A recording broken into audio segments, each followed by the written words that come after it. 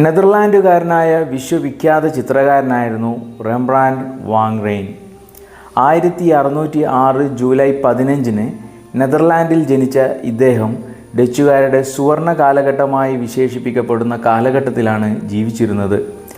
സാമ്പത്തികമായി വളരെ ഉയർന്ന കുടുംബത്തിലെ 9ാമത്തെ പുത്രനായാണ് ഇദ്ദേഹം ജനിച്ചത്. ബാല്യവും യൗവനവും വളരെ സൗഭാഗ്യങ്ങൾ നിറഞ്ഞതായിരുന്നുവെങ്കിലും ദുരിതപൂർണമായ വാർദ്ധക്യമായിരുന്നു റെംബ്രാൻഡേത്. നന്നേ ചെറുപ്പത്തിൽ തന്നെ ലാറ്റിൻ അഭ്യസിച്ച ഇദ്ദേഹം ലെയ്ഡൻ യൂണിവേഴ്സിറ്റിയിൽ ചേർന്ന് പഠിച്ചു. അവിടെ യാക്കോബ് വാൻ സ്വെനെർബർഗിൻ്റെ കീഴിൽ ചിത്രരചന പരിശീലനം നടത്തി. 3 വർഷത്തെ പരിശീലനത്തിനു ശേഷം ആംസ്റ്റർഡാമിലെ പീറ്റർ ലാറ്റ്സ്മാൻ എന്ന ചിത്രകാരനു കീഴിൽ 6 മാസത്തോളം ചിത്രരചന അഭ്യസിച്ചു. പിന്നീട് സുഹൃത്തായ യാൻ ലാവേസിനൊപ്പം ചിത്രരചന അഭ്യസിക്കുകയും ചിത്രകലാ വിദ്യാർത്ഥികളെ അഭ്യസിപ്പിക്കുവാനും തുടങ്ങി. പിന്നീടുള്ള വർഷങ്ങളിൽ നിരവധി ചിത്രങ്ങൾ ഇദ്ദേഹത്തിൻ്റെതായി ജന്മമെടുത്തു.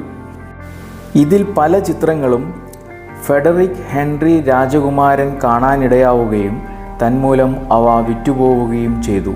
നിരവധി പേരുടെ ഛായാചിത്രങ്ങളും ഇദ്ദേഹം വരച്ചിരുന്നു.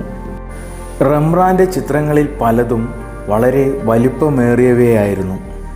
എന്നാൽ മറ്റു ചില ചിത്രങ്ങളാവട്ടെ വളരെ ഇരുണ്ടതും ദുഃഖപൂരിതവുമാണ്. മനുഷ്യജീവിതവുമായി ഏറെ ഇഴുകിച്ചേർന്നിരിക്കുന്നവയാണ് ഇദ്ദേഹത്തിൻ്റെ ചിത്രങ്ങളെല്ലാം.